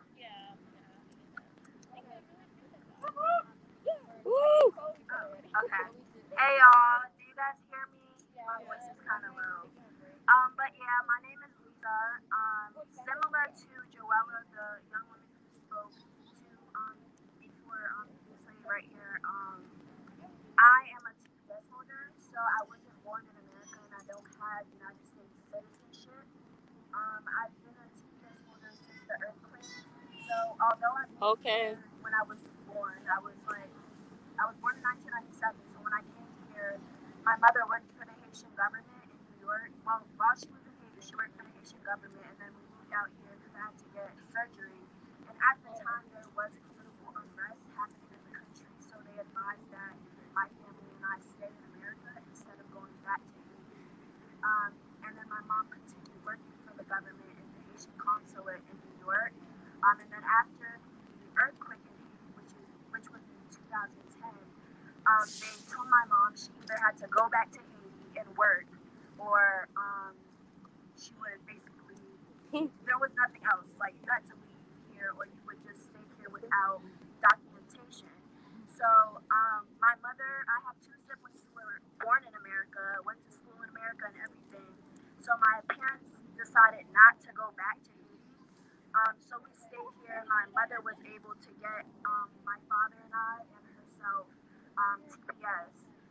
So since 2010, I've been, on TPS. Can't get federal loans for school, so basically my parents had to pay out of pocket for school my entire time for like college and for graduate school. So the whole immigration thing and documentation is a whole other thing that just goes deeper into the bullshit that America does. As far as what's happening right now, and as far as the assassination of Jovenel Moïse and everything that's happening, regardless of who killed Jovenel Moïse, regardless of who invaded his home and did whatever they did, Haiti is still targeted. Haiti is still attacked. So where we have a lot of Haitians who, prior to the assassination of Jovenel, were protesting in Haiti, were fighting against him staying in office. The Haitian people are still in a way not. I don't want to say mourning the death, but they're in a state of shock, and they're in a state of fear, because it's like, yeah, we know we don't want U.S. intervention, we don't want all of these people intervening into our politics, but here we have an assassination that happened on our land and on our territory. And as a Haitian, it's in our culture. If you mess with anybody that's Haitian, it's over for you. So even after 2 days after the assassination, they found some of the, assailants or the people who were involved, and they imprisoned them and they did whatever they did. But I think the greatest lesson that I learned from everything that has happened so far is that, unfortunately, it had to be one of our, leaders who was in cahoots with the United States government, who was being used as a puppet by the United States government and U.S. imperialism. But at the same time, from a personal standpoint, I fear for my family that lives in Haiti right now. I fear for my little cousins who have to go to school in Haiti. I fear for my grandparents who are ill in Haiti. And it's already hard for them to get the health care, the proper health care they need to, remain alive, to more grandchildren and stuff like that. So for me, a lot of this is personal. Like, I was going to come here and talk more from a political education standpoint, because, that's important to me. I'm in political communications. So the work that I do revolves around how policies are communicated to us, how, everything that's happening in the media, how that's communicated to us. But seeing all of the support has me really emotional, because it's like, Haiti is us. Haiti is us. Haiti is us, sis.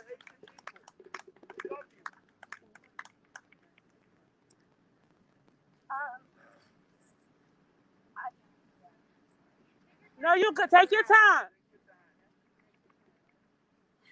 So it's like, I had a few conversations with, like, some other Haitians of the diaspora who live in America, and they hear the news of what happened.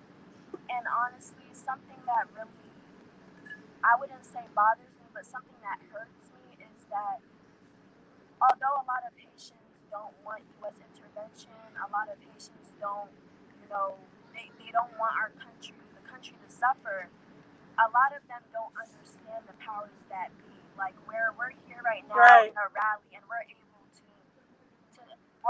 to articulate and speak on U.S. imperialism. A lot of them don't want to hear that. A lot of them just want to.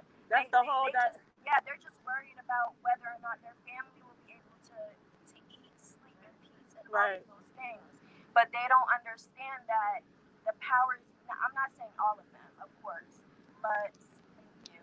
But something that I learned from having conversations with them is that a lot of them at this point, it's like, our Haiti has been in corruption for years. So what else can we do? What else? What is there to do? Like, somebody I spoke to said, at that point they feel like Haitians have to take responsibility for what's happening in Haiti, or they'll blame it on voodoo, African traditional spirituality, all of those things. So it's like, for me, it's like, first of all, apart from my ancestors physically, driving out the French, they use spirituality. Sure did. Spirituality was one of the biggest pieces, one of the biggest proponents of the start of the Haitian Revolution. So to say that that's why our nation, or that's why Haiti is the way it is, it undermines the powers that be. It goes back to the U.S. imperialism, and it goes back to the United Nations and all of these things. And it's like, for me, it's like, I tweeted something yesterday about how I feel like I said, as Haitians in America, Haitians within the diaspora, like, it would do us a great service to better understand what is happening. Like, Jovenel Moïse wasn't just assassinated just to be assassinated. Everything is connected. So he was assassinated months after his people are in the streets protesting against him not to remain in office and everything, and then now this happens. So everything is definitely connected.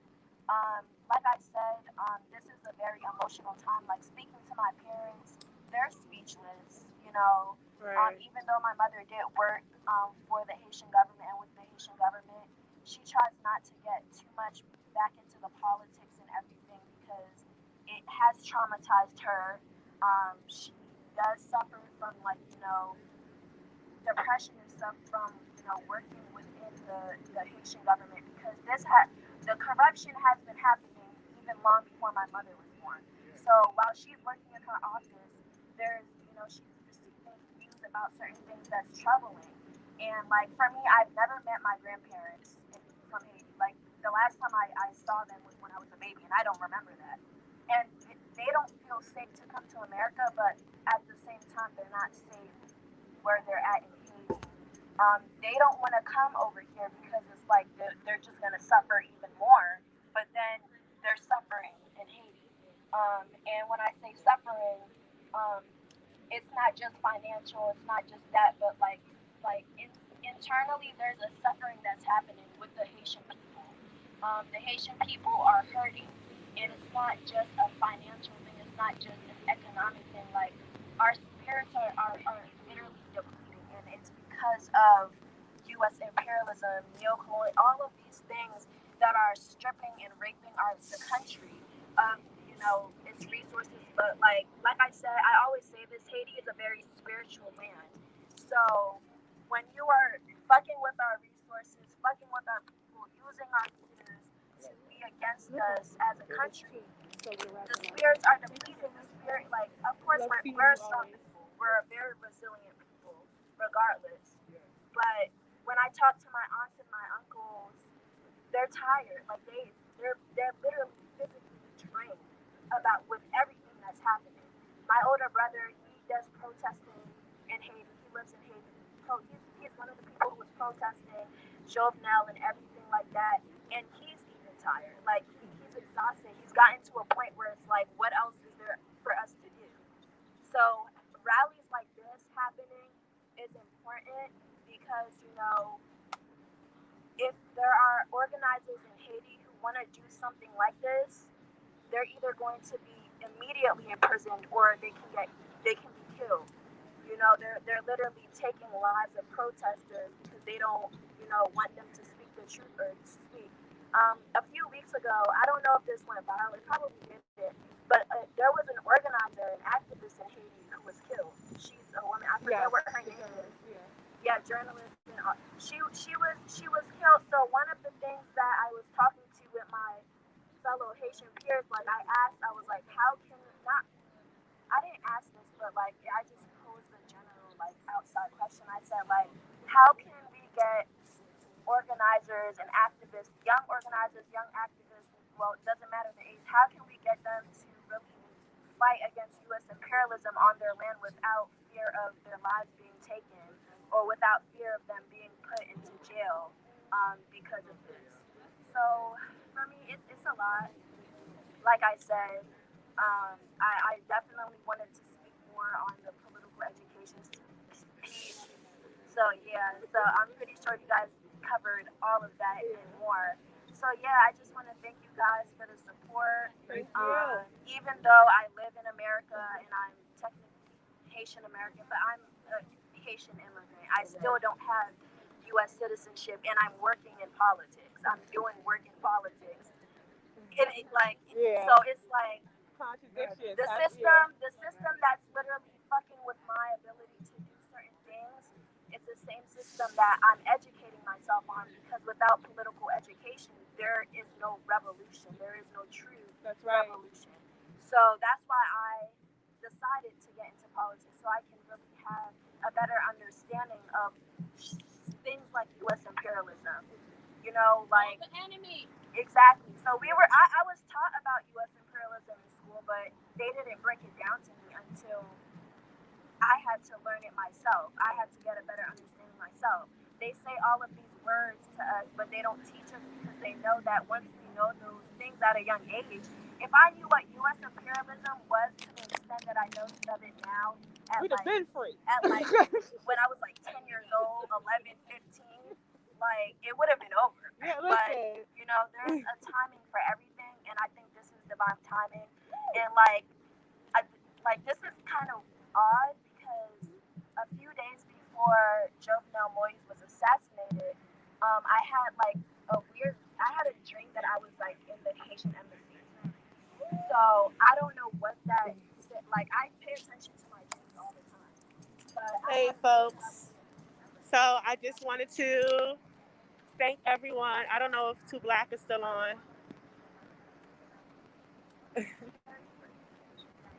Yeah, I'm still here. All right. Hey.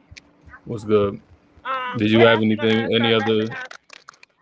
You Did guys, you have any remarks you wanted to share, or we can just wrap it up? we're actually because we're wrapping up now. Because it's 2:00. But I just wanted to stress that the whole intent of the rally, especially the people that we got to speak, was to show that it's not just happening in Haiti, but it's a whole situation in America that we need to really be paying closer attention to. Like, there's a reason why um, Cuba can have one day of protest and it'll be all over the mainstream media, and Haiti can have 2.5 years of protest and we don't hear anything about it until Moise dies. So we just need to make those connections clearer. And the same way that BAP is talking about shutting down AFRICOM, we need to stress shutting down Southcom. Because Southcom is in Guyana training. Southcom has their hands in Venezuela, and Chile, and Colombia, and Bolivia. So we have to be real clear on where the enemies are, where the contradictions are, and show up in support of these type of rallies. Because just like the last speaker was saying, Haitians on the ground are tired. They've been doing this for 2.5 years. They're at a loss for words at this point. Everything is coming at them fast and quick, and a lot of this is shock. So when we come out here today in solidarity with them, this is something that I think that empowers them more to keep going, or at least lets them know that they're not in the struggle by themselves. So, we have European powers against us. We got to make this a whole Pan-African coalition. So I want to thank Black Power Media and you too, Black, for allowing us to live stream it. And U.S. out of Haiti, U.S. out of everywhere. Yeah, thank you. And did you want to add any more about Cuba? I know that was something else me and Jemima plan on talking about. No, that's it. That's about it. And Okay, cool. all right, thank All you right, thank guys. you. Yep.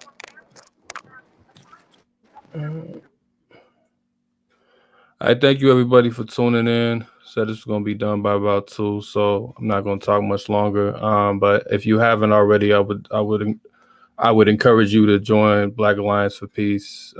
It's okay if you don't have a full understanding of the entire analysis. That's why you join organizations, so you can build on your analysis and your understanding. But like Erica and all the speakers was saying, it's important that we struggle here in the States, in the belly of the beast, so to speak, to bring some relief across the world as much as we can. So thank you for tuning in.